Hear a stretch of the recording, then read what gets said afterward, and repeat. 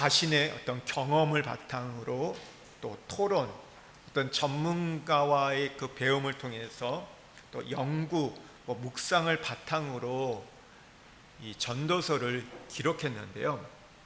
1장과 2장에서는 자신의 경험, 그리고 어떤 전문가와의 어떤 토론을 배경을 가지고 쭉 이야기를 했다면, 이제 3장에 와서는 자신이 이제 연구하고 묵상했던 것들을 표현하는 내용들이 굉장히 많습니다. 인생의 문제들, 인생이 무엇인가, 이 솔로몬이 연구해 볼 때 지금 이제 이 솔로몬은 피로에 지친 어떤 분명히 맥이 빠진 인생의 여정을 끝나고 인생의 끝자락에 자신의 집으로 돌아와서 이게 자신의 여정을 묵상하고 있는 상황이에요. 그러면서 솔로몬은 이제 3장에서는요 하나님을 떠난 인생의 결론을 내립니다. 우리가 앞에서 1장에서 봤을 때 솔로몬이 내렸던 인생의 결론은 무엇이었습니까? 해 아래에서의 인생은 헛되다, 무의미하다, 불완전하다, 불확실하다, 이렇게 얘기를 했는데, 오늘 3장에서도요 그 헛됨을 이야기합니다. 어떤 헛됨이냐면요 1절에서 15절은 인간의 노력의 헛됨이에요. 여기에는 14가지 어떤 대조적인 사건을 통해서 범사에 하나님이 오묘하신 어떤 주권을 가지고 다스려가는 것들을 설명합니다. 그러면서 하나님께서 인간에게, 우리에게 영혼을 사모하는 마음을 모두에게 주셨어요. 인간을 지으실 때 그 영혼을 사모하는 마음을 주셨지만, 문제는 인간의 어떤 수고와 노력으로는 그 영원토록 지킬 수 있는 것이 없다는 거예요. 그래서 답은 하나님이 지켜주셔야지만이 그것이 내 것이 된다는 것을 솔로몬이 이야기합니다. 그리고 3장 16절부터 4장 3절에 보면요 생명의 헛됨을 이야기합니다. 이 내용을 보면 굉장히 소극적이고 비관주의고 염세적으로 치우쳐 있는 걸 보게 돼요. 3장 16절에 보면 해 아래에서 인생에게는 완전한 공의가 없다 얘기해요.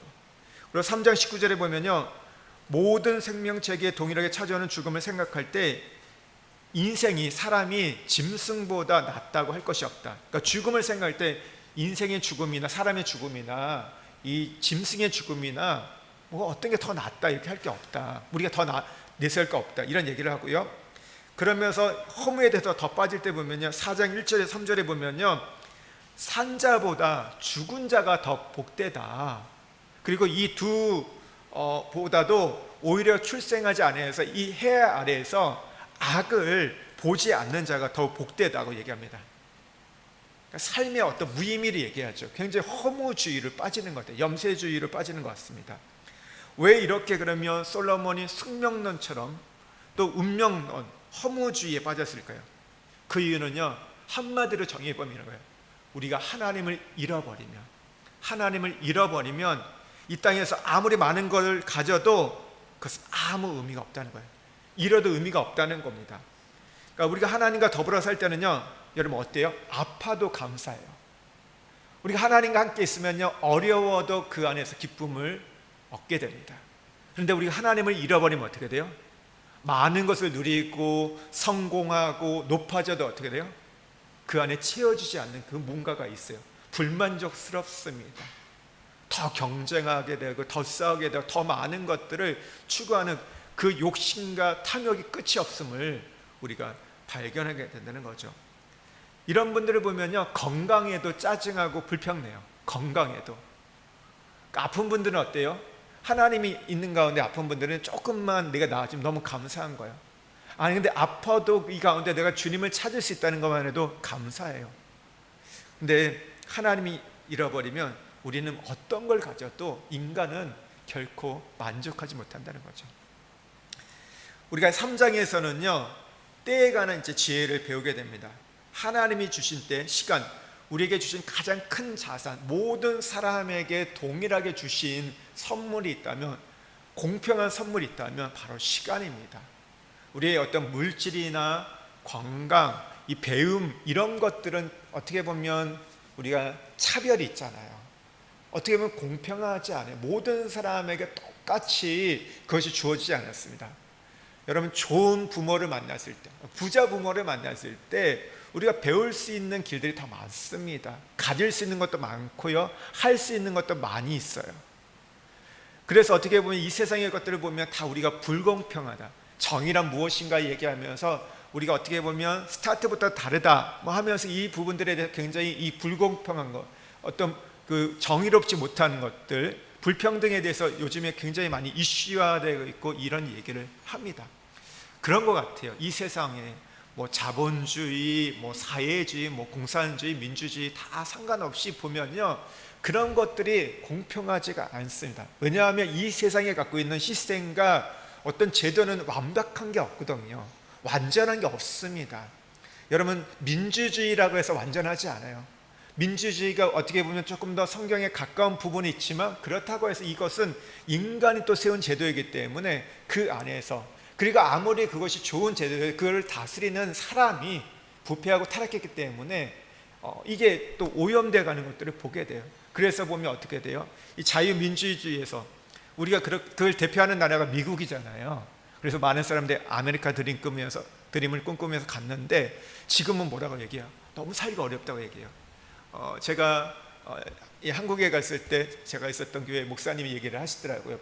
유학을 갔다 오셨는데 20년 전만 해도 그래도 거기서 뭐 공부하면서 알바하면서 그래서 살았는데, 지금 이제 이번에 또 미국에 가실 일이 있어서 갔더니 너무 힘들더래요. 살기가 힘들더래요.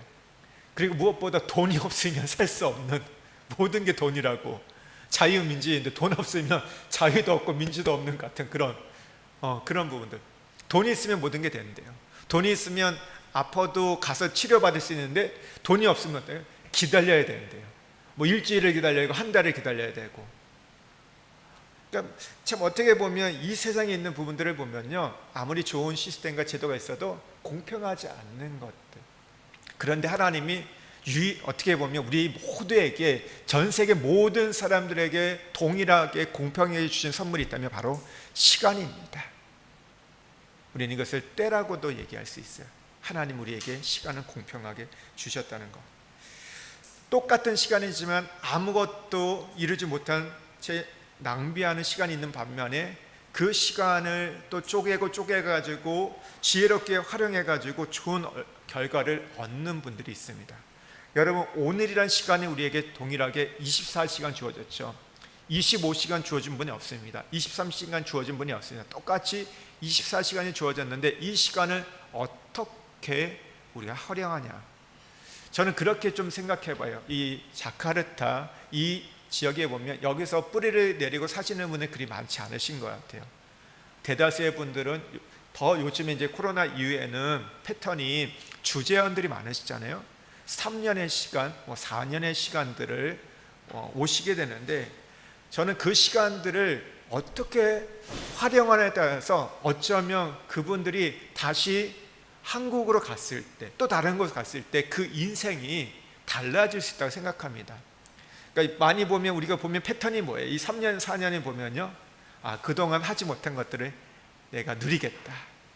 좋은 거죠. 그게 나쁜 게 아니죠. 우리에게 어떤 환경들이 그렇게 되고 할 수 있는 부분들, 한국에서는 잘하지 못하는 부분들을 여기서 할 수 있는 것들, 그것을 한다는 게 무엇이 잘못됐겠습니까? 골프를 가고 여행을 하고 맛집을 가고 뭔가를 한다는 거, 여유롭게 지낸다는 거. 근데 여러분, 그것들 필요하죠. 우리의 인생에 있어서. 특별히 한국 사람들 너무 경쟁하고 치이게 막 이렇게 막 쫓기며 살았기 때문에 그런 여유들이 좀 필요한 것 같아요. 그렇지만 그것만 갖고 이 3년과 4년을 본다면 그 다음에는 사실 너무 아까운 시간이 된다는 거죠. 우리가 다음 단계의 삶을 살아가면서 준비가 필요한데, 뭐 여러 가지 우리의 어떤 실력적인 면도 있지만 무엇보다 저는 우리 이곳에서 이렇게 주어진 시간이 되면, 한국에서 되게 바쁘다고 하잖아요. 그래가지고 뭐 우리가 교회 안에서도 뭐 하려고 할 때 어려운데, 여기는 그렇진 않잖아요. 우리에게 좀 주어진 시간들이 많이 있는 것 같아요. 여성들에게 오전 시간들 많이 주어지는 것 같아요. 그럼 뭐 해야 돼요? 내가 이 시간을 그 어떤 때보다 하나님과 친밀한 시간을 가져간다.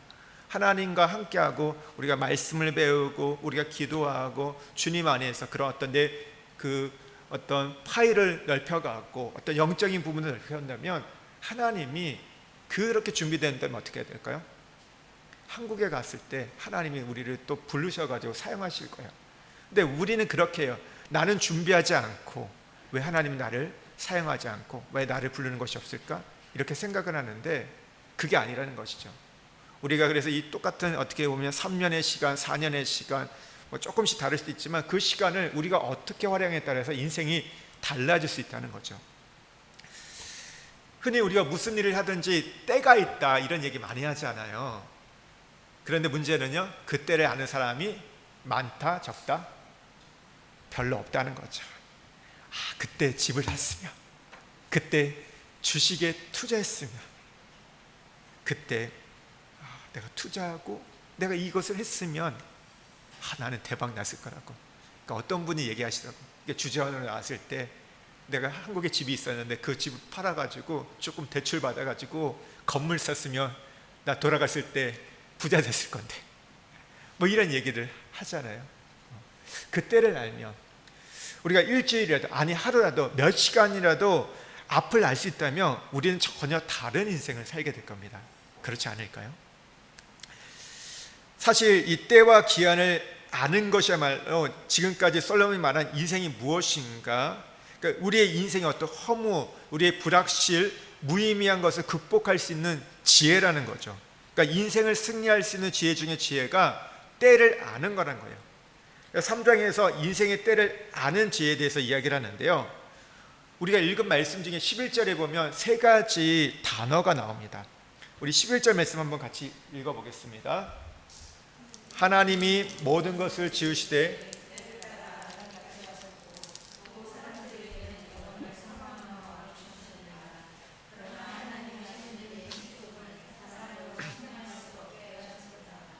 오늘 이 말씀 11절 말씀을 중심으로 조금 이 전도서 말씀 3장을 살펴보려고 하는데요, 세 단어는요, 지으시되 때를 따라 아름답게 하셨고예요. 첫 번째 지으시되인데요, 솔로몬은 하나님 모든 것을 지으셨다고 말합니다. 우리가 이 한글 성경만 보면요, 지으시다는 이 단어가 영어로 made라고 생각할 수 있는데요, 그러면 하나님 모든 것을 만드셨다, 모든 자연 만물을 만드셨다, 6일 동안 세상의 모든 것들, 해와 달과 별들, 뭐 자연의 식물들과 동물, 뭐 인간을 만드셨다, 그런 의미로 해석하기가 맞을 것 같습니다. 그런데요, 원뜻의 개념은 그게 아니에요. 영어로 말하면요, doing입니다.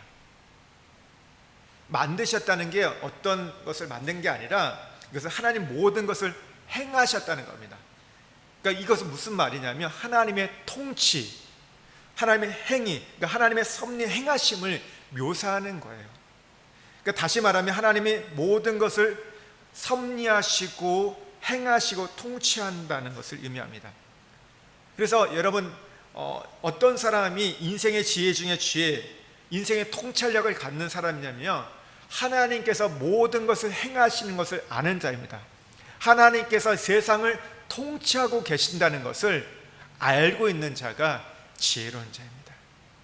우리의 삶 속에 우연이 없고 이 모든 것들이 하나님의 섭리와 계획 속에서 여러분 하나님이 행하신다는 것. 그래서 여러분, 우리에게 중요한 게 뭔지 아세요? 우리의 환경입니다. 여러분, 이 환경을 누가 배열해 놓으셨죠? 하나님이 배열하셨어요. 근데 이게 우리가 받아들이는 것이 그리 쉬운 부분은 아닌 것 같아요. 좋은 환경일 때는 인정이 돼요. 근데 어렵고 힘들고 말이 안 되는 그런 환경이 우리에게 배열되어 있을 때, 이게 하나님께서 오늘 나에게 행하시는 일이다, 통치하시는 일이다 얘기할 때 참 어려움이 있어요. 난감해요. 그리고 우리가 보면 믿음의 사람들은 어떠해야 돼요? 우리가 갖고 있는 어떤 이 관념 중에 하나는 뭐냐면 형통해야 한다고 생각해요. 믿음의 사람은요, 모든 게 잘 되는 것이 굉장히 믿음이 좋은 것처럼 보이는데 그렇지 않을 때 완전 난맥이죠. 난맥상이 되는 거. 완전 이게 이해가 안 돼요. 이게 막혀버리는 거예요, 우리가. 그런데 오늘 그렇게 말해요. 하나님의 우리가 통치 아래에 있다는 것, 내가 어떤 상황에 있든지 환경에 있든지 내가 하나님의 통치 안에서 다스림을 받고 있다. 그리고 하나님이 모든 것을 합력하여 선을 이루실 거라는 것을 우리가 아는 것이 여러분 오늘 때를 아는 지혜라는 겁니다. 이것을 조금 더 우리가 크게 보면 이런 거예요. 여러분 우리의 인생은요, 우리의 때는, 이 시간은 어떻게 가고 있습니까? 기독교의 시간은요 일직선입니다. 불교는 윤회돌이죠. 돌고 이제 힌두교도 그렇잖아요. 우리 일직선이에요. 시작이 있고 끝이 있어요. 그래서 예수님이 알파와 오메가가 되세요. 처음과 나중이 되세요. 오늘 창세 전부터 창세 후까지, 이 땅을 창조하시면서 마지막, 여러분 성경의 끝은 무엇입니까? 새 하늘과 새 땅, 새 예루살렘이 지어지는 거예요. 그러면서 그것들이 역사적으로 진행되고 있는데, 지금은 어느 시대입니까? 우리가 살아가는 이 시대는요, 오순절날 성령이 이 땅에 강림하셔서 교회를 세운 시대예요. 교회 시대가 되었어요. 교회 시대가 되었고, 그러면 이 교회를 통해서 이제 가는 그 시간, 그 타이밍, 때는 무엇입니까? 무엇을 향해서 가고 있어요? 2000년 전에 이 땅에 오신 예수 그리스도, 우리가 그걸 초림이라고 얘기하는데, 이제 다시 부활 승천하셔서 이 땅에 다시 오신다고 말씀하신 예수님의 재림을 향해서 가고 있다는 겁니다. 여러분, 그래서 우리가 하나님이 모든 것을 통치하신다는 것을 안다는 의미에는 뭐가 있냐면요, 우리가 살아가는 시간이 지금 때가 재림을 향해서 가고 있다는 것을 아는 자들이에요. 그래서 우리의 삶이 뭐에 포커스를 맞추는 거예요? 주의 재림을 향해서 맞춰가는 거예요. 그 재림이 언제 올지는 우리가 알 수 없어요. 그것은 아들도 알지 못한다고 얘기하잖아요. 그러나 성경은 우리의 끝이 재림이라고 말하고 있어요. 주님이 오신, 그래서 이 땅에 천년 왕국이 이루어지는 걸 얘기하고 있는데, 그 날을 위해서 오늘 준비하는 자가 오늘 지혜로운 자라는 거죠. 때를 아는 자예요. 그 얘기를 그래서 마태복음 24장과 25장에 보면 뭐라고 얘기해요? 이 마지막 주님의 때, 주님의 재림을 위해서 너희들이 깨어있어라, 견뎌라, 준비하라, 전하라고 얘기해요. 크게 네 가지로 얘기해요. 깨어있어라, 견뎌라, 준비하라, 전하라. 이걸 얘기하면 오늘 다른 얘기 못해서 이 부분은 나중에 제가 기회가 될 때 우리가 어떻게 마지막 때를 준비하는가에 대해서 얘기를 하고요. 이렇게 얘기하고 있어요. 하나님의 우리가 통치 아래 있다는 것, 그러면서 우리의 시간은 그 주님의 다시 오실 길을 위해서 준비하는 그 삶을 사는 게 지혜로운 자라는 거죠. 그렇다면 이 얘기는 뭐냐면, 오늘 우리 교회가, 또 우리 성도들이 어떠한 것을 인생의 표대를 들고 살아야 될지, 어떤 것을 목적을 두고 살아야 될지 그걸 아는 거예요. 왜요? 하나님의 통치의 방향이 이쪽인데 나는 다른 쪽으로 가려고 해요. 그러면 어떻게 돼요? 어긋나는 거죠. 그러면 점점 멀어지는 거예요. 우리가 인생을 잘 산다고 말하지만 결국 어떻게 돼요? 이게 우리의 인생을 허무하게 만드는 것이고, 그러면서 우리에게 어떤 헛되게 만드는 것이고 불안하게 만드는 거예요. 우리의 인생이 가장 잘 사는 방법은 무엇입니까? 하나님이 가는 길에 우리가 함께 따라가는 것, 우리가 앞서가지도 않고 뒤처지지 않고 그분이 가셨던 그 발에 우리가 동행하는 것. 그 삶을 살았던 자가 누구예요? 에녹이잖아요. 에녹처럼 그렇게 하나님과 동행하며 가는 것들, 그게 하나님의 통치를 오늘 인정하는 자의 셈입니다. 두 번째는요, 때를 따라요. 1절에서 10절에 보면 때라는 단어가 반복되어 나옵니다. 여러분, 우리가 헬라어로 보면 이 시간을 쓰는 단어가 두 가지 단어가 있죠. 하나는 크로노스라는 단어를 쓰고, 하나는 카이로스라는 시간. 많이 들어보셨을 거예요. 크로노스 시간은 그냥 일상의 시간입니다. 우리에게 주어진 24시간, 7일, 한 달, 1년, 그 시간들이 그냥 흘러가는 것들을 크로노스입니다. 근데 카이로스는 뭐예요? 그 시간 속에 하나님이 개입하는 거. 예를 든다면 이런 거예요. 우리의 삶 속에서 하나님의 말씀이 내 안에 심령에 이제 새겨졌던 시간들, 내가 주님을 만났던 시간들, 어떤 특별한 내 삶 속에서 이벤트가 일어났던 그 시간들, 하나님과 연결되었던 그 시간들을 우리가 카이로스가 말합니다. 갈라디아서 4장 4절에 보면 때가 참에 라는 단어가 나와요. 때가 참에 아들을 보내사, 때가 참에 아들을 보내사. 이 카이로스의 시간이 왔을 때 하나님께서 아들이신 예수 그리스도 이 땅에 보내서 구원의 역사를 이루었다 얘기하고 있어요. 이 때가 찼을 때가 언제였을 때 성교학자들은요, 이 세상의 역사 속에서 오늘 준비된 게 두 가지가 있다고 얘기합니다. 혹시 아세요? 뭐가 준비됐는지? 첫 번째는 언어가 준비되었다고 합니다. 헬라어. 그때 많은 사람들이 헬라어가 이 상업적인 용어이기 때문에 너도 나도 쓸 수 있는 그런 언어였다는 거죠. 오늘날 보면 어떻게 보면 그래도 많이 대중화되어 있는 영어와 같은, 그래서 많은 사람들이 소통할 수 있는 그런 언어가 준비되었다는 거예요. 또 하나가 뭐가 있을까요? 그 당시 예수님이 오셨을 때 뭐예요? 팍스 로마. 모든 길은 어디로요? 로마로. 길이 닦였던 거예요. 길이 준비되다 보니까 어디든지 갈 수 있는 거예요. 언어가 준비되고 어떤 이 길이 준비되다 보니까 복음이 전해질 수 있는 그런 환경들이, 그런 때가 됐을 때 예수님이 오셨다는 거예요. 그러니까 우리가 알지 못하지만 하나님은 이 땅 가운데 인류가 타락하고 난 이후에 이 땅에 예수 그리스도를 아들을 보내서 우리를 구원하기 위해서 그런 이 세속의 역사 속에서 그 일들을 준비하셨던 거예요. 하나님이 통치하셨던 거죠. 하나님의 통치 속에서 믿지 않는 자들 가운데서도 그 일들을 준비케 하심을 통해서 어떻게 보면 돈을 벌기 위해서, 세상을 정복하기 위해서 그 일을 준비했지만 그게 무엇에 의해서 쓰이게 돼요? 복음을 전하는 루트로 쓰이게 됐다는 거죠. 때를 따라, 때, 하나님의 카이로스예요. 우리가 읽은 2절에서 8절에 보면요, 14가지 경우의 때가 나요. 대조적인 나올 때가 있어요. 날 때가 있고, 뭐 죽을 때가 있고, 심을 때가 있고, 심는 것을 뽐을 때가 있다고 얘기합니다. 여러분, 우리가 뭐 여기 14가지를 다 살펴보면 오늘 시간이 굉장히 또 부족하겠죠. 근데 한 가지만 보세요. 심을 때가 있고, 심는 것을 뽑을 때가 있다고 얘기합니다. 우리가 보통 계절을 본다면요, 가을은 어떤 시간입니까? 심을 때입니까? 심은 것을 뽑을 때입니까? 우리나라 계절로 본다면요, 우리나라의 문화 속에서는요, 우리는 심은 것을 뽑을 때입니다. 여러분, 그때 여러분 심는 사람은 없어요. 심으면 이미 늦어요. 그때는 아무리 심으려고 해도요, 땅이 받쳐주지 않아요. 해가 받쳐주지 않아요. 그 기온이 받쳐주지 않아요. 그래서 우리가 별을 수확할 수 없어요. 여러분, 우리의 인생에서도요, 마찬가지예요. 심을 때가 있고 심은 것을 뽑을 때가 있어요. 인풋이 있어야 아웃풋이 있죠. 우리 아이들이 12년 동안 공부해가지고 어쨌든 그 12년 동안 여러분 심은 게 있기 때문에 어떻게 돼요? 우리가 입시라는 걸 놓고 볼 때 그때 뽑는 거잖아요. 어떤 내가 대학에 갔다, 어떤 대학에 갔고 어떤 과를 갔다, 그게 언제 결정되는 거예요? 오늘 심어서 되는 게 아니죠. 갑자기 그 12년 동안 차근차근 것을 심은 것을 거두게 되는 것. 여러분, 이것은 자연에 있으면서 하나님의 이 땅을 다스리는 방법 중에 하나입니다. 그러니까 우리 안에서 그런 게 좀 있어요. 어떤 경우에는요, 그냥 나는 아무것도 안 했는데 그냥 하나님이 해주실 거라 생각하는데 하나님이 그렇게 하지 않았어요. 누가 얘기하시더라고요.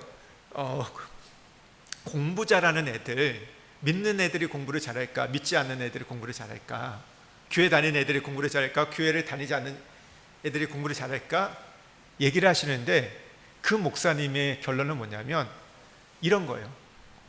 교회 다니지 않는 애들이 공부 더 잘한다, 안 믿는 사람이 더 부자가 많다, 이런 얘기를 하세요. 여러분, 그 얘기 될 때 어때요? 좀 맥이 풀리죠?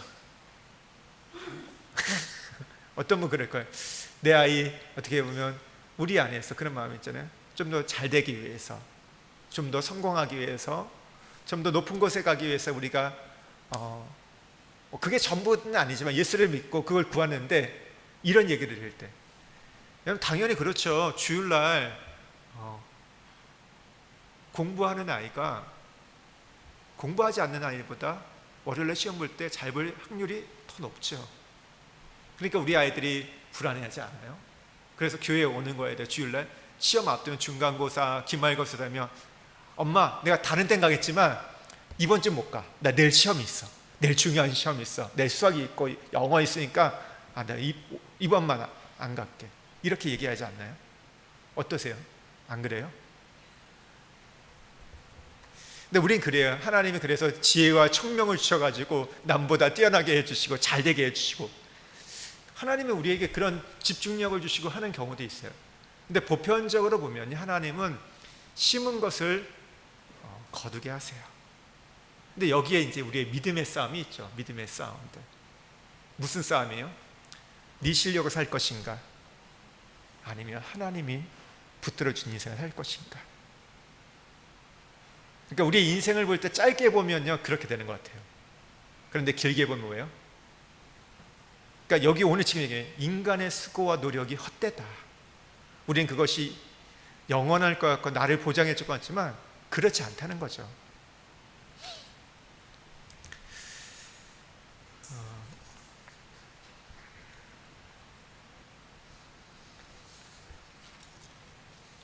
때를 따라 이렇게 하나님인데, 이 부분이 이런 부분인데 우리 신앙에서 마찬가지예요. 우리가 심을 때가 있어요. 그리고 심은 것을 거둘 때, 저는 그렇게 생각해요. 이 자카르타에서 보내는 시간들 3년과 4년은 심을 때라고 생각이 듭니다. 심은 그러니까 예를 든다면 여기 오래 사시는 분은 조금 다를 수도 있지만 이 시간들을 우리가 하나님이 심으라고 주시는 어떤 훈련에 따라고 생각해요. 그냥 우리가 어떤 여유를 부리고 우리가 즐기고 그런 것들이 아니라 심는 시간, 양육되고 훈련되고 준비되어 가지고 심는 것을 뽑아 가지고 그 열매를 갖고 내가 풍성함을 갖고 누군가를 나중에 이제 돕고 섬길 수 있도록 하나님께서 준비케 하는 것들. 그러니까 그래서 우리가 또 어때면 울 때가 있고 웃을 때가 있어요. 슬퍼할 때가 있고 춤출 때가 있고 여러 가지 때가 있습니다. 그러니까 인생의 때가 많은데, 그러니까 다양한 때를 얘기했는데 왜 이 얘기를 했냐면 1절에 그 답이 나와 있습니다. 1절 말씀 한번 같이 읽겠습니다. 범사에 기한이 있고 천하 만세가 다 때가 있나니, 모든 일에는요 기한이 있고 때가 있다는 거예요. 그러니까 나에게 주어진 하나님 정하신 시간과 때가 있다는 겁니다.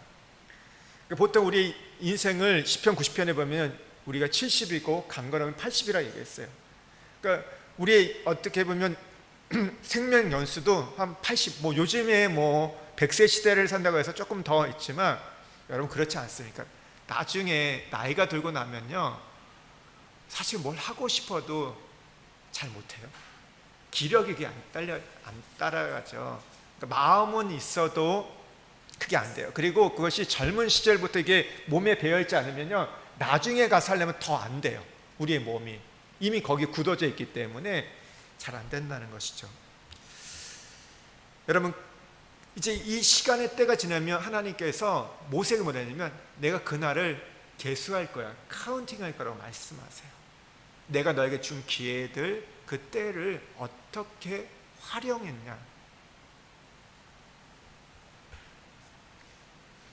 에베소서도 보면 때가 악하니 어떻게 하라고요? 기회를 선용하라고 얘기하고 있어요. 우리에게 주신 기회들을. 하나님이 우리의 인생에 기회를 주세요. 오늘도 우리의 인생에 기회일 수도 있습니다. 이 기회를 활용하지 않고 왜 나는 이렇게 사냐, 왜 나는 이 모양 이 꼴이냐. 근데 그 책임을 하나님 누구에게 묻는 거예요? 우리에게 묻는 거예요. 내가 기회를 줬는데. 여러분 5달란트, 2달란트, 1달란트에 보면 기회를 주신 거잖아요. 똑같이 준 거예요. 나중에 주인이 와서 카운팅할 때 뭘 카운팅합니까? 얼마나 남겼나를 카운팅한 게 아니에요. 5달란트, 2달란트, 1달란트. 그가 그 달란트를 제대로 활용했냐예요. 그 기회를 줬을 때. 우리는 얼만큼 남기는 것에 대해서 굉장히 결론에 대해서 많이, 결과에 대해서 생각하는데 그게 아니라 기회를 줬을 때 우리가 선영했나 선영하지 않았냐, 우리가 그 부지런하게 성실하게 그것을 감당했냐 안 했냐를 주님 우리에게 카운팅한다는 거거든요. 여러분 우리에게 주어진 시간이 때가 있다는 것을 여러분 기억하십시오. 그리고 그 시간과 기회는 유한하다는 겁니다. 영원하지 않아요. 계속해서 오는 게 아니에요. 우리의 시간이 가면 갈수록 어쩌면 우리의 인생에 있어서 그 시간과 그 기회는 줄어들면 감가상각이 되는 거예요. 여러분 아셔야 돼요. 그러니까 우리가 나이가 들면 들수록 그런 부분이에요. 그 기회가 많지 않기 때문에 어떻게 돼요? 그럼 지혜로운 사람은 뭐야? 내가 이제 기회가 몇 번이 없기 때문에 내가 정말 이것을 함부로 쓰면 안 되겠구나.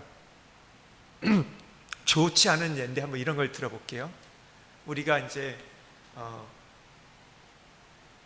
이렇게 로또를 한다고 생각해 보겠습니다. 로또.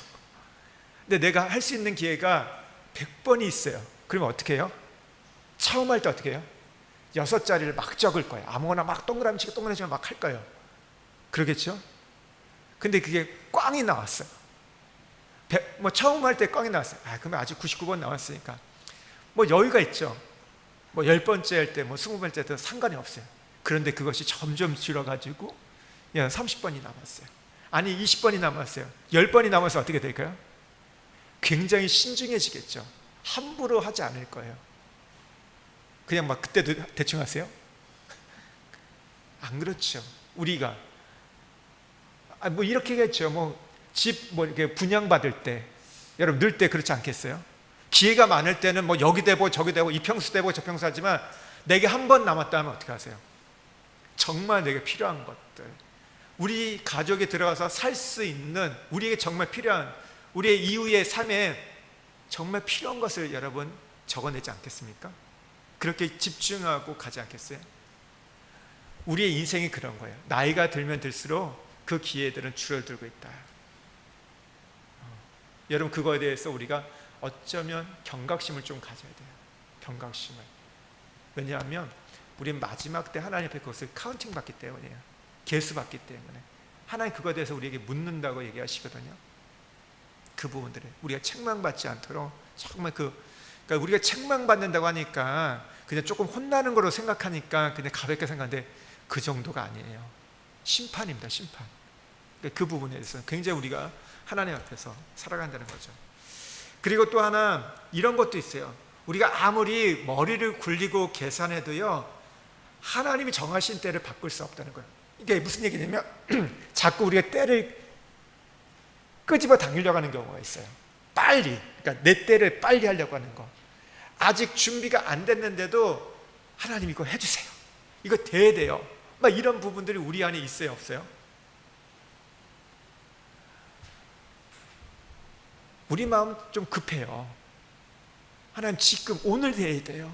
하나님 이 부분들 해결 지금 돼야 돼요. 이런 마음들. 그런데 어떠세요? 그런 일들이 된 것도 있지만 된 게 많으세요? 안 된 게 많으세요? 당장 어떤 사람과의 관계가 해결될 때도 있었지만 그것이 어떤 거는요, 일주일이 가고 한 달이 가고 여러분 길어질 때도 있어요. 참 너무 답답하죠. 너무 힘들고 톡 터질 것 같고. 우리 생각에는요, 지금 이루어지면 좋을 것 같은 일도 하나님의 때가 아니면 이루어지지 않아요. 제가 예전에 있었던 교회에 지금은 권사님인데 그때는 집사님이셨어요. 그분이 무엇을 기도했냐면 아버지의 구원을 위해서 기도를 했는데, 제가 만났을 때 아버지가 아프셔가지고 병원에 입원해 있는 상황이셨어요. 계속해서 병원에 입원해 있는 상황이었는데, 이 권사님은 믿지만 가족들은 믿지 않았어요. 그래 가톨릭이었고 이러다 보니까 그러니까 아버지도 복음을 전하면 잘 받아들이지 않았어요. 그러다가 이제 또 아프시면 또 병원에 입원했다가 요양원도 갔다가 코로나가 터졌네요. 여러분 코로나 때 어떠셨어요? 어르신들 아프면 어떻게 돼요? 병문안이 안 됐어요. 경험하신 분들 계실 거예요. 병원에 가도 이 코로나 때문에 만나지를 못하는 거예요. 그리고 만나도 어떻게 돼요? 가족 중에 한 명만 만날 수 있으니까. 그 딸이다 보니까 누가 먼저 만나요? 엄마가 먼저 만나죠. 그리고 오빠가 만나고 또 다른 남동생이 만나고 그러다 보니까 자기한테는 별로 주어지는 기회가 없으셨던 거예요. 그러니까 코로나 때 거의 그래서 막 몇 번의 위기를 겪으시면서 돌아가신다 이런 상황이 됐다가 마지막에는 이제 이 권사님 사시는 근처에 요양병원에 오신 거예요. 좋은 요양병원에 모셨는데 코로나가 극심할 때 거의 그러니까 가장 이 극에 달할 때였는데 너무 이 권사님 마음이 답답한 거예요. 정말 그 아버지 이제 돌아가실 날 얼마 안 남았는데 며칠 더 살지 모르는데, 근데 지금 오랫동안 기도를 해왔단 말이에요. 그렇게 기도를 부탁하고 날마다 새벽마다 나와서 아버지의 구원을 위해서. 여러분 얼마나 귀해요. 다른 것도 아니고 영혼의 구원을 위해서 아버지지만 그걸 기도한다는 건 매일 기도. 진짜 이분은 매일 기도하셨어요. 간절하게. 근데 응답이 안 됐어요. 그러다가 병원에서 연락이 왔어요. 이제 얼마 안 남으셨다고. 가족들 와서 인사하라고. 여러분 그런 시간들 병원에서 좀 주잖아요. 이제 마지막 임종 전에 이렇게 인사할 수 있는 시간을 줬는데, 이때도 코로나다 보니까 들어갈 수 있는 인원이 또 제한되는 거예요. 마음이 타들죠. 그런데 어떤 일이 있었냐면, 이 권사님 집에서 병원이 제일 가까웠던 거예요. 다른 분들보다. 그래서 가장 먼저 갈 수 있었던 기회가 주어졌어요. 그리고 아버지를 만나는 시간이 1시간의 시간이 주어졌는데, 그 시간에 들어가서, 그전에는 가족들이 있으면 복음을 전하면 방해했어요. 너나 잘 믿어라 하면서 못 전하겠다는 거죠. 근데 그날은요, 아무도 없었어요. 그리고 딱 1시간, 아버지가 돌아가기 바로 그 1시간이, 그 시간이, 그 가족들이 오는 시간들이, 그러니까 딸이기 때문에, 그리고 그 사이기 때문에 우선이 아니에요. 원래 가족들이 있으면 못 들어가는데 없다 보니까 들어갈 수 있는, 어쩌자다 들어가게 돼서 복음을 전했어요. 어떻게 됐을까요? 그 타이밍에 아버지가 예수님을 영접하셨어요. 어떻게 보면 말도 안 되는 거죠. 말도 안 되는. 우리가 생각해 보면 조금 전에 그래도 좀 더 건강하고 좋으실 때 믿음이 얼마나 좋아, 그걸 바랬죠. 근데 굉장히 오랫동안 기도했는데 안 됐는데, 마지막 그 타이밍에 그 아버지가 예수님을 믿은 거예요.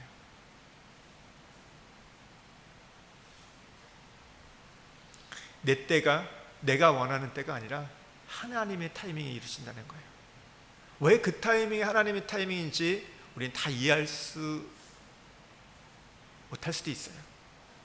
근데 그 시간을 통해서 어쨌든 이 권사님은 영혼에 대한 그 갈급함과 영혼의 구원에 대해서 그 마음이 너무 커지셨어요. 이게 결코 쉬운 일이 아니구나, 이 부분들을 깨닫게 되면서, 여러분, 내 때가 아니라, 내가 원하는 지금이 아니라 하나님 때 이루어지는 것이 우리가 인생의 때를 아는 지혜라는 겁니다. 세 번째는요, 아름답게 하셨다고 하잖아요. 근데 이 아름답게도 뷰티풀이 아니라, 이 단어의 정확한 의미는요, 적절하게 하셨다는 겁니다. 마치 이런 거예요. 우리가 가구 같은 거 있을 때 보면, 우리 스웨덴 가구 같은 거, 이거 보통 자기들이 조립해야 되잖아요. 다른 가구들은 한국에서 사는 가구들 다 와서 이렇게 조립해주고 하는데, 그 가구들은 좀 싼다는 의미에서 사와서 조립해야 되는데, 여러분 조립을 해보면 어때요? 이게 쉬우세요? 어려우세요? 설명서가 있지만 그리 생각처럼 쉽지가 않습니다. 그리고 무엇보다 좋은 가구들은 뭐래요?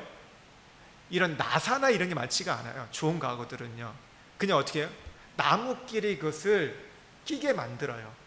근데 이걸 끼게 할 때 어떻게 돼요? 잘 들어가는 것도 있지만 잘 안 들어가요. 그래서 근데 이것이 튼튼한 침대가 되고 튼튼한 의자가 되는 거예요.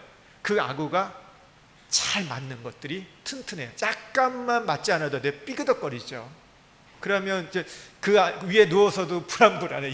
혹시 나를 견디지 못하고 얘가 주저앉는 게 아닌가, 이런 생각도 들잖아요. 적절하게 하셨다는 거예요. 아구가 맞게 하나님께서 준비하셨다는 거예요. 모든 것을 정확하게 그 위치에 놓으셨다는 거예요. 그러니까 우리 가끔 교회 다니다 보면요, 교회 오랜 생활하다 보면요, 이런 게 있죠. 저분만 좀 없으면 우리 교회가 조금 편할 것 같은데, 저분은 왜 우리 교회에 계실까? 이런 생각이 들 때가 있죠. 있다 보면 사람들이 참 다양하잖아요. 그분이 좋다 싫다는 것보다 우리하고는 좀 안 맞는 것 같아 하면서 그런 분들이 있어요. 그래서 그분이 좀 다른 데를 가면 우리가 조금 더 좋은 행복한 신앙생활 할 수 있을 것 같은데, 그런데요, 오늘 그게 잘못됐다는 거예요. 적절하게 배열해 놓으셨대요.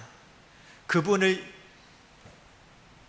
이 공동체에, 이 모임에 누가 데려오신 거예요? 누가 보내신 거예요? 하나님이에요. 하나님은 그 자리에 주신 거예요. 그 자리에, 그 사람이 그 자리에 있어야 나의 위치가 정확해지는 거예요.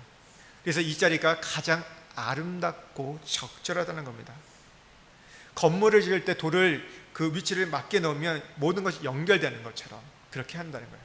그런데 우리가 한 가지 그러면서 기억할 게 뭐냐면 에베소서 말씀 한번 좀 찾아보겠습니다. 2장 21절에서 22절.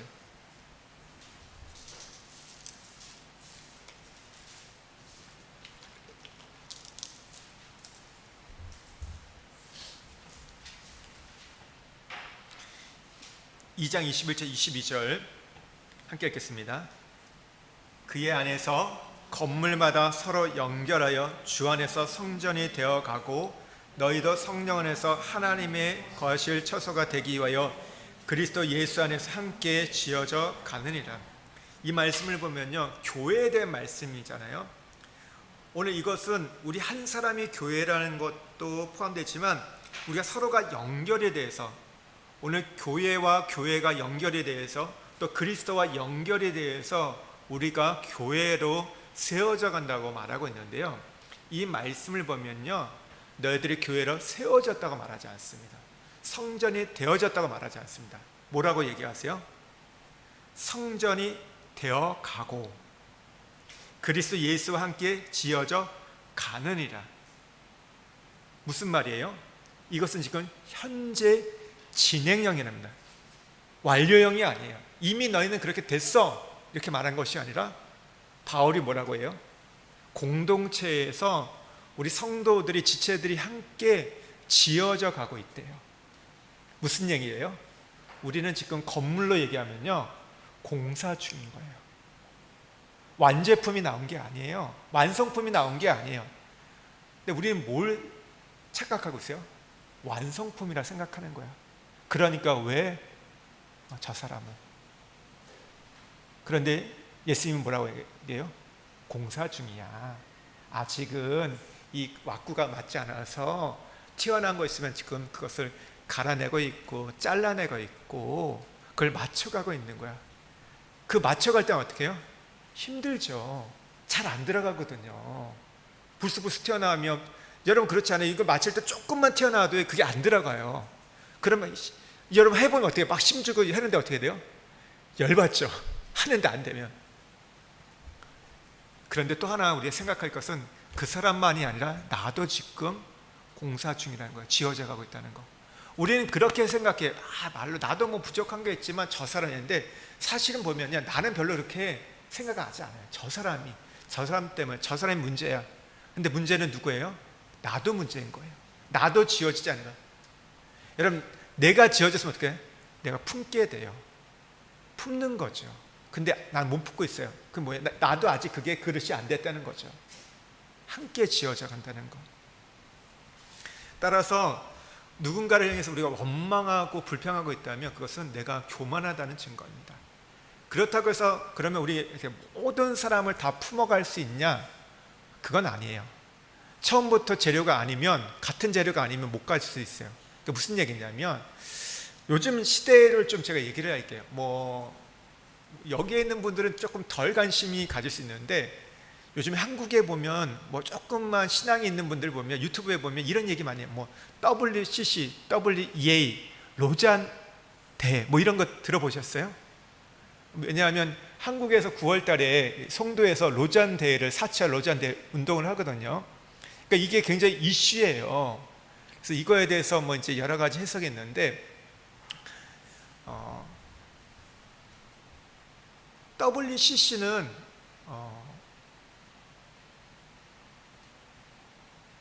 용납할 수 없습니다. WEA도 약간 그런 게 있고 로잔도 그런 부분이 있는데, 제가 왜 이 얘기를 하냐면 이런 거예요. WCC가 그러니까 굉장히 역사, 뭐 에딘버러 대회, 옛날부터 100년 전부터 있었던 대회인데, 이게 뭐냐면요, 종교 화합이에요. 그러니까 거기에 보면 화해를, 일치라는 표현을 굉장히 많이 씁니다. 좋은 말이잖아요. 화해한다, 일치한다, 하나가 된다는 얘기. 그런데 거기에 뭐가 들어가 있을까요? WCC 같은 경우는요, 우리가 생각하는 기독교, 개신교, 장로교, 감리교, 침례교, 기장, 순복음, 성결교, 그것만을 이야기하는 게 아니에요. 여기 뭐가 들어가 있을까요? 러시아 정교회, 그리스도 정교회, 그러니까 동방 정교회도 포함되어 있고, 더불어서 여기는 공산주의까지 들어가 있어요. 그리고 불교, 힌두교, 종교로 화합하자, 화해하자. 여러분 이게 가능할까요? 좋은 거죠. 이상적이죠. 근데 여기에 얘기는 뭐냐면요, 여러분 우리가 누구를 통해서 구원을 받는다고 얘기죠? 예수 그리스도입니다. 그러니까 예수 그리스도라는 말에는 뭐예요? 예수님은 그분의 이름이죠. 그리스도는 뭐예요? 그분의 직분이에요. 근데 그리스도로 우리가 구원을 받는 건데, 기름 부음 받은 자, 그분을 통해서 구원을 받는데, 이 그리스도가 부처가 될 수 있고, 힌두가 될 수 있고, 마호메일 수 있고, 누구도 될 수 있는 거. 많이 들어보셨던 얘기 이런 거예요. 우리가 산으로 올라갈 때 산의 정상이 있잖아요. 그 정상에 보면 우리가 올라갈 때 어떻게 돼요? 그 정상 올라갈 때 뭐냐? 올라갈 수 있는 길이 몇 개가 있을까요? 다양하죠. 동서남북 다양하게 있어요. 어디로든지 다 올라갈 수 있다는 거죠. 그러다 보니까 이 꼭대기 구원이라는 것을 가는 거는, 오늘 우리가 기독교를 통해서 올라갈 수도 있고, 천주교를 통해서 올라갈 수 있고, 마호멧도 되고, 어디든 다 돼. 이게 WCC입니다. 여러분 그것을 받아들일 수 있을까요? 없을까요? 절대 받아들일 수 없죠. 다른 이름을 우리에게 주시지 않았다고 얘기했거든요. 오직 예수 그리스도만이 우리에게 구원자이시기 때문에, 기독교가 믿는 여러분 가장 중요한 여러분 우리에게 진리는요, 예수 그리스도가 우리의 구원자라는 거예요. 어떤 면에서 그래서 우리가 하나님을 믿는다는 표현보다는요, 예수 그리스도를 믿는다는 표현을 해요. 그런데 그것을 화합하죠. 근데 문제는요, 다양한 종교가 들어와 있고요, 그렇게 들어와 있어요. 근데 문제는 이걸 또 용인하는 교회들이 있네요. 왜냐하면 그 WCC에 들어간 교단들이 있거든요. 말만 하면 유명한 목사님들, 어쩌면 여러분들이 좋다고 생각하는 목사님도 그것을 받아들이고 있어요. 그게 좀 하고, 근데 그거의 핵심이 누구냐? 그걸 이거 해가는데 누구냐면 천주교입니다. 카톨릭이란 말은 보편주의거든요. 그러니까 그 모든 것을 받아들인 거예요. 여기 마리아 신학도 갖고 있고 하면서 교황이 모든 걸 절대권을 갖고 있잖아요. 이게 가져가는 거예요. 그러면서 종교, 그러니까 마지막에 이게 뭐냐면, 뒤에 그 계시록에 보면 두 짐승, 두 음녀가 나오는데, 그 중에 하나가 바로 이 종교 다원주의입니다. 종교 다원주의를 가자는 거예요. 혼합주의, 다원주의. 여러분 이걸 받아들일 수 있어요? 이거 갖고 그래서 굉장히 치열하게 싸우고 있어요 지금. 이게 우리에게 별로 여기 있으니까 영향이 없잖아요. 여러분 다 비슷한 것처럼 보이잖아요. 근데 그렇지 않아요. 그렇지 않아요. 그러면 복음이 느슨해지게 됩니다. 진리가요 타협하게 돼 있어요. 그리스도가 아니어도 돼요. 왜 싸우냐? 우리가 여러분 지금 이스라엘과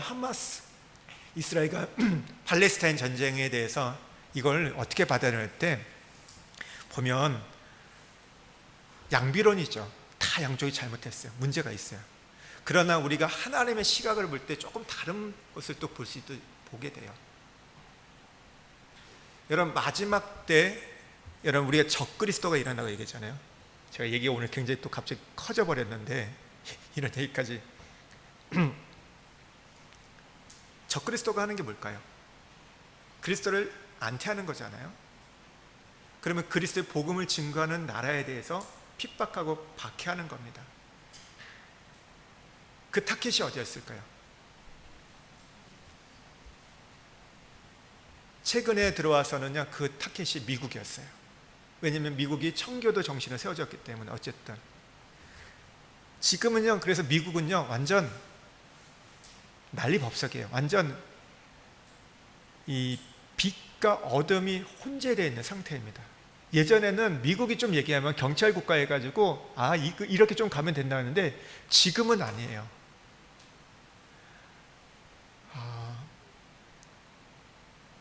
여러분이 이걸 정치적인 성향으로 들으시면 안 되고요. 우리가 영적으로 신앙적으로 볼 때 바이든하고 트럼프가 있었잖아요. 근데 바이든이 사퇴했어요. 고령이가지고 뭐 치매기도 있고 해가지고. 트럼프가 유력했죠. 갑자기 그러니까 어떤 총독습견에 완전 인기가 또 다시 떴어요. 막 어려웠다가.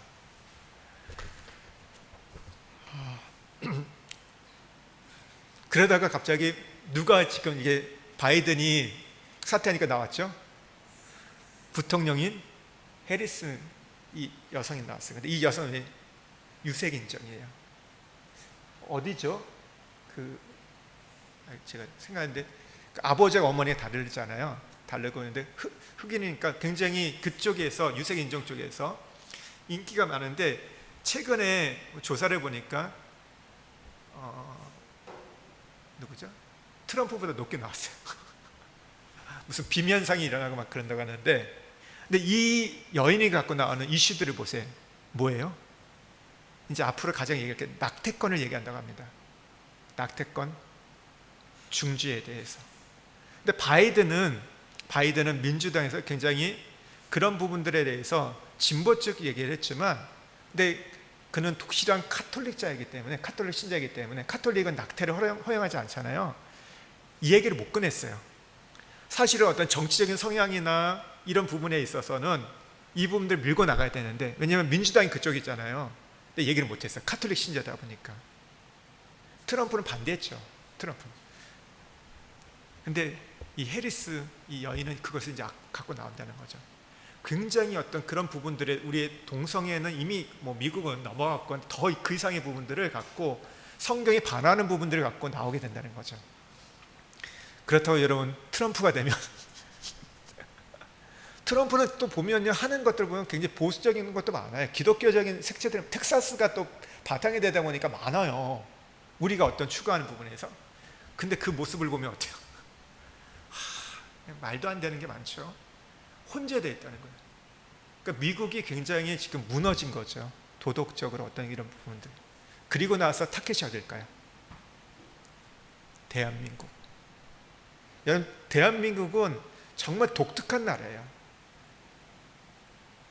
이 대한민국이 100여 년 전만 해도 세계에서 결코 언급이 안 됐던 나라인데, 가장 가난한 나라, 가장 못 살던 나라, 두 번째 안에 뽑혔던 나라인데 지금 세계 10대권이 되고 한류의 열풍이 있다.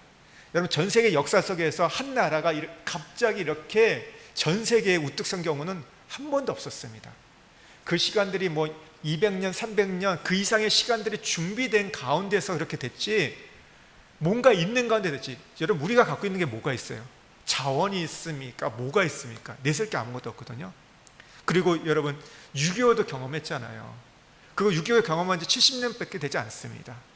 정말 완전 나라가 완전 반동강에 나왔고 완전 다 무너져갔던 이 나라가 어떻게 다시 세워질 수 있었을까요?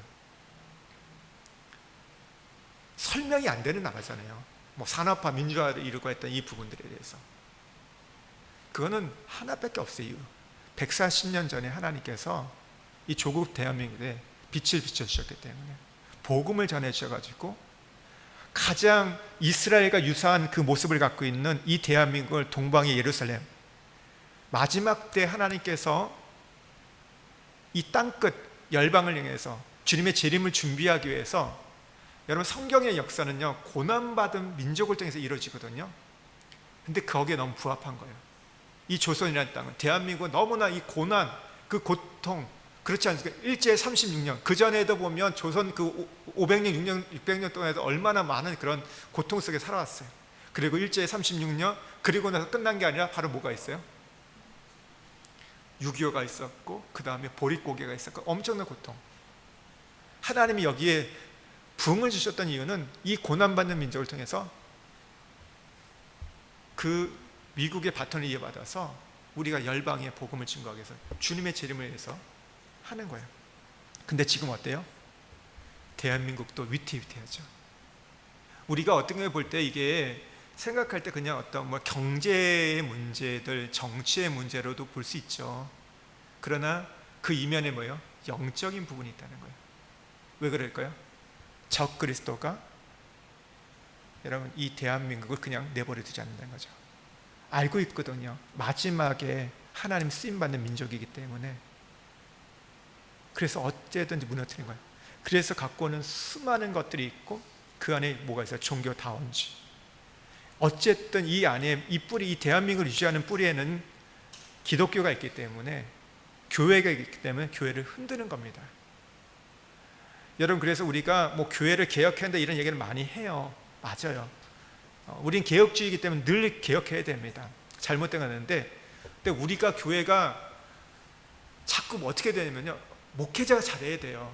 기존에 있는 어떤 성도들이 잘해야 됩니다. 맞아요. 맞는 부분이에요. 지금 어느 시대보다 더 잘해야 되는데, 더 그래서 깨어있어야 되는데, 자꾸 뭐예요? 힘을 우리가 열방을 향해 뻗어나가지 못하게 어떻게? 내부로. 지금 보니까 저기 분당 수지에 있는 한 교회 목사님 사임하셨어요. 또 그게 이슈화 되고 있어요. 근데 그 문제가 보면 또 그 안에서도 참 여러 가지 얘기들이 나오고 있어요. 그러면서 자꾸 뭐예요? 교회에 대해서 회의감을 갖게 해요. 무너뜨려 간다는 거죠. 사단이 곳곳에서 이를 통해서 해가는 것들. 그러면서 여러분 지금 이러면서 내부적인 것에 에너지를 다 뺏기는 거죠. 여러분 그렇지 않아요? 집에서도 집안이 막 이렇게 시끄럽고 소란하면 어떻게 해요? 남편들이 밖에서 일하려면 어떻게 해요? 할 수가 없는 거예요. 여기서 사고 터지고 있고 막 그러다 보면 그런 일들이 있고, 그리고 무엇보다 사단은 종교다원주의를 갖고 와서 우리를 지금 흔들고 있다는 거죠. 기독교에서. 왜냐하면 그래도 그걸 지켜가는 나라 중에 하나가 이 대한민국이거든요. 여러분, 대한민국이 얼마나 대단한 나라인지 아세요? 구글이 전 세계 검색 엔진을 다 점령했는데 점령하지 못한 세 나라가 있다고 합니다. 혹시 아세요? 하나는 중국, 또 하나는 러시아, 그리고 세 번째가 바로 대한민국이랍니다. 그러니까 네이버 여러분, 죄송합니다. 카카오톡 사랑해 주십시오. 이거 빼앗기면, 이거 제가 뭐 국수주의가 아니라, 이거 빼앗기면 우리나라에서 다시 새로운 어떤 무슨 기업이 그걸 할 수 있다? 말이 안 돼요. 할 수가 없는, 어떤 구조적으로 안 돼요. 예. 너무 유튜버 사랑하지 마시고 네이버, 카카오톡, 뭐 제가 거기 주식 갖고 있는 것도 아닌데 여러분 하셔야 돼요. 빼앗기면요, 거기에 여러분 다 우리가 알고리즘 가운데 여러분 이 모든 것들이 지금 여론이 형성되잖아요. 빼앗겨 가는 거예요. 뭐 제가 네이버는 뭐 카카오는 아니다, 그게 아니라, 그러면 전 세계 그런 부분에 우리가 조작될 수도 있다는 겁니다. 정말 그래서 굉장히 중요한 시기. 근데 지금은 교회가 꺾이고 있다고 얘기해요. 그 가운데 지금 이런 상황들. 제가 뭐 다른 거가 화합할 수 없다는 얘기하다가 지금 내용이 굉장히 많이 있는데, 이런 종교다원주의가 사실 이 얘기를 조금 제가 하고 싶긴 했었어요. 근데 오늘 이런 얘기를 하려고 했던 건 아닌데, 이런 종교다원주의가 굉장히 이 물결이, 엄청난 물결이 지금 들어오고 있다. 문제는 우리가 말하는 유명한 목사님, 인기 있는 목사님도 거기에 편승하고 있다. 좀 예를 들자면 WCC에 들어가 있는 교단이요, 통합측 교단. 한국에서 합동과 더불어 제일 크다 말하는 통합이 들어가 있어요. 그리고 감리교, 또 순복음, 그리고 뭐 기장은 당연히 들어가 있고 꽤 많은 교단이 들어가 있어요. 교단이 들어갔을 때 모든 그 교단의 목사님들이 동의하는 건 알지만 다수가 동의한다는 거죠. 무슨 얘기예요? 최소한 51%는 동의한다는 거예요. 그것은 교단에서, 총회에서 통과됐던 내용이거든요. 그것은 무서운 얘기예요. 무서운 얘기. 한국교회도 그렇게 오염되어 가고 있다는 거. 종교다원주의. 그 사상을, 그 배경을, 신학적 배경을 갖고 있는 분들이 목회를 하고 있고 교회를 세워가고 있다는 거.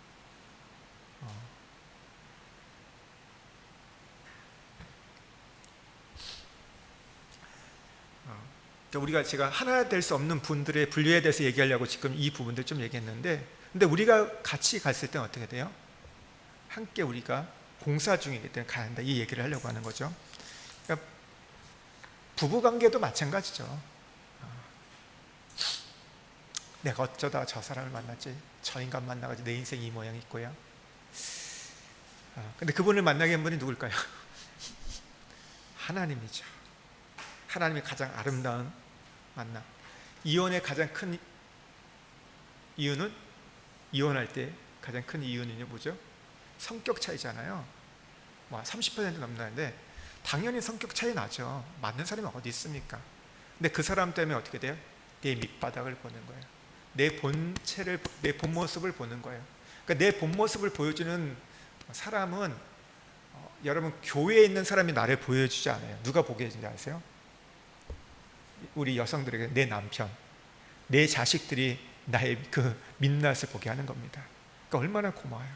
내가 이런 사람이라는 것을. 내가 그동안 나를 인정하지 못했는데, 나는 그래 괜찮은 사람이, 교양 있고 배움 있고 지식 있는 사람 생각했는데, 이 남편 앞에서, 이 남자 앞에서, 이 자식 앞에서 나의 모든 것들이 이게 터져 나오는 거. 그래서 부부는요, 맞춰가는 겁니다. 부모를 떠나 그들이 한 육체가 된다고 얘기했어요. 에베소 5장 31절 34절 보면요, 그래서 뭐가 필요하냐면 이렇게 얘기해요. 남편은 아내를 사랑하라. 아내는 남편을 존경하라. 여기는 다 저를 제외하고는 다 아내들이기 때문에 남편은 뭐 한다고요? 뭘 한다고요? 제가 질문하면 답을 하셔야죠. 뭘 하셔야 한다고요? 존경하라, 존경하라. 그게 맞춰가는 거예요. 남편은 아내를 사랑하고.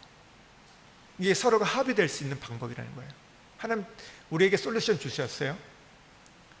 존경하세요? 그렇지 않으면 계속해서 부딪히는 거예요. 누구 책임이에요 그러면? 남편? 하나님? 자식도 마찬가지입니다. 하나님이 참, 그러니까 그런 게 있잖아요. 저 집 너무 부럽다, 저애. 어떻게 저렇게 말도 잘 들고 공부도 잘하고 관계도 좋고. 근데 하나님께서 가장 적절하게 배열하셨다고 얘기했잖아요. 왜 그렇게 좋은 자식을 주셨을까요? 부모가 좋아서? 이 말씀에 비춰보면 그게 아니라 적절하게 주신 거예요. 부모가 약간 뭐가 나니까 그런 자식을 주신 거예요. 아니면 뒤집어지니까, 못 견디니까 그런 자식을 줘서, 그러니까 부모가 잘한 게 뭐예요? 자식을, 하나님 좋은 자식을 주신 거예요. 반대로 자식이 그렇지 않다. 그럼 뭘까요? 무슨 얘기일까요? 얘는 말도 안 듣고 맨날 뒤집어지고 사고치고 다니고 그래요. 그거는요, 부모가 좋은 거예요. 좋은 부모에게 그런 사고치는 자녀를 주신 거예요. 이해가 되세요? 하나님 적절하게 배열하신다는 거. 우리는 그렇게 생각해요. 부모가 잘하면 아이들도 잘 될 거라고 하는데, 그렇게 되나요?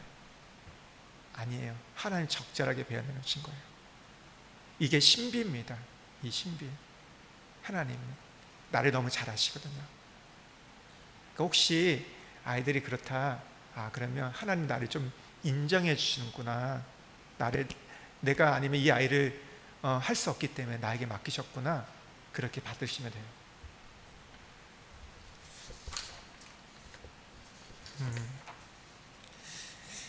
우리가 인생을 살다 보면 참 예기치 않는 일들 많이 겪게 됐죠. 그때 나는 뭐 이렇게 재수가 없어가지고, 쟤는 무슨 이렇게 부모 잘 만나가지고 떵떵거리고 나는 이렇게 고생하고 살지? 그게 아니라 뭐라고요? 하나님 적절하게 배관해 놓으셨다. 적절하게. 우리가 보이는 이 세상에 불공평하고 불의한 것처럼 보여도 하나님은 우리에게 가장 적절하게 나를 향해서, 여러분, 내가 믿는 하나님은 그런 하나님인 것을, 세상은 그렇지 않죠. 사람은 그렇지 않지만 하나님은 그렇게 우리에게 그 때를 따라 기회를 주신다는 것. 그러면서 결론이 뭐냐면 이거예요.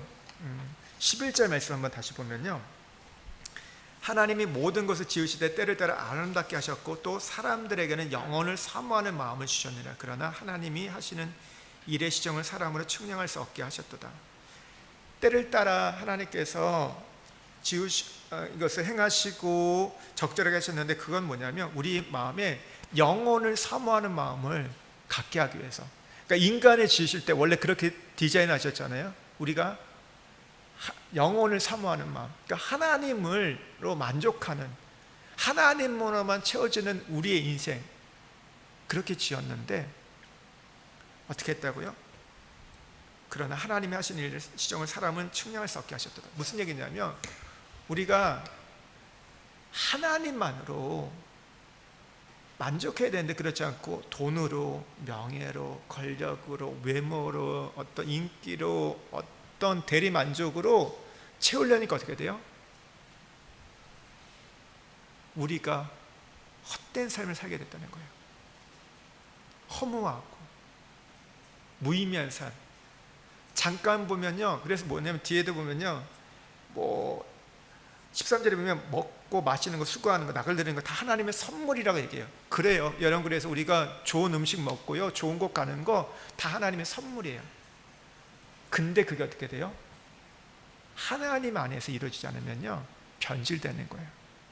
이게 하나님이 주신 거라고 우리가 누리지 않고 어느 순간 내 수고, 내가 노력해가지고, 내가 이만큼 해가지고 나는 이걸 하게 되는 거야, 나는 이걸 나는 이만큼은 가질 수 있는 자야, 이렇게 변질되어 간다는 거죠. 그러니까 하나님을 잃어버리면 이 선물도 오히려 우리의 영혼을, 이걸 사람들은 쫓아가죠. 이게 우리에게 만족을 줄 거야, 이렇게 가면, 난 이걸 해보면, 나 이렇게 되면. 근데 여전히 뭐예요? 헛됨을 가게 된다는 거죠. 여러분, 우리에게 중요한 게 무엇입니까? 우리에게 영혼을 사모하는 마음을 주셨어요. 그러니까 우리의 공간에는, 우리의 마음의 공간에 어디에는 하나님만으로만 채워질 수 있는 게 있어요. 그렇다면 오늘 이 솔로몬이 때를 아는 지혜를 통해서 우리에게 말한 게 뭐예요? 이 헛됨을 통해서 우리를 영혼으로 인도하는 겁니다. 그러니까 우리에게 주신 때라는 게 뭐예요? 그 기회는 뭐예요? 결국 하나님으로 채워가는 때요, 기회라는 것이죠. 여러분, 우리에게 이 주어진 이 때와 기회를 잘 선용할 수 있는 그런 지혜가 우리 안에 있기를 원합니다. 그래서 우리의 인생이 헛됨이 아니라 영혼을 사모하는 인생으로, 영혼으로 인도되는 우리가 되기를 주의로 축복드립니다. 우리 같이 한번 기도할까요? 하나님이 모든 것을 행하십니다. 통치하세요. 그리고 때를 따라 하나님의 시간에, 세상의 시간도 아니에요, 사람의 시간도 아니고 하나님의 시간에 그 일들을 하시고 아름답게 하세요. 적절하게 모든 것을 배열해 놓으셨습니다. 우리의 환경도, 사람도, 세상의 그 모든 것도. 중요한 것은요, 이제 우리가 이 타이밍을, 이 때를 분별할 수 있는 지혜가 필요하고, 우리에게 이 때를 주신 이유를 깨달아가는 거예요. 그것은요, 우리가 돈을 추구하기 위해서, 성공을 추구하기 위해서, 우리의 어떤 만족을 추구하기 위해서, 남보다 나은 인생을 위해서 주신 게 아니라 하나님이 우리를 지으셨던, 처음 디자인하셨던 그 모습대로, 그 안에서 우리가 에덴 동산에서 하나님으로 만족했던 인생을 살아가기 위해서 그 때를 주시는 거예요. 그것을 찾게 하시는 거예요. 우리가 그렇게 그래서 기도하기를 원합니다. 하나님, 우리가 다시금 영혼을 사모할 수 있는 마음을 주옵소서. 세상에 먹고 마시고 낙을 누리는 것들 하나님의 선물이었는데 우리가 하나님을 잃어버린 순간 이것들이 변질에 대해서 오히려 우리에게 독이 되었습니다. 우리의 영혼을 메마르게 했습니다. 하나님, 우리가 이때에 주님을 다시 찾게 해주시고 주의 말씀을 찾아서 하나님, 주님으로 우리가 채워줘. 하나님, 우리가 하나님으로 기뻐하는 인생, 하나님으로 만족하는 인생이 되게 하여 주옵소서. 그것이 오늘 우리가 솔로몬에게 가르쳐준 지혜 중에 지혜인데, 그 지혜를 얻을 수 있는, 그 인생의 통찰력을 얻을 수 있는 우리가 될 수 있도록 이 시간에 주여 은혜를 주옵소서 한번 외치고 기도하겠습니다. 주여 은혜를 주시옵소서. 하나님 감사합니다.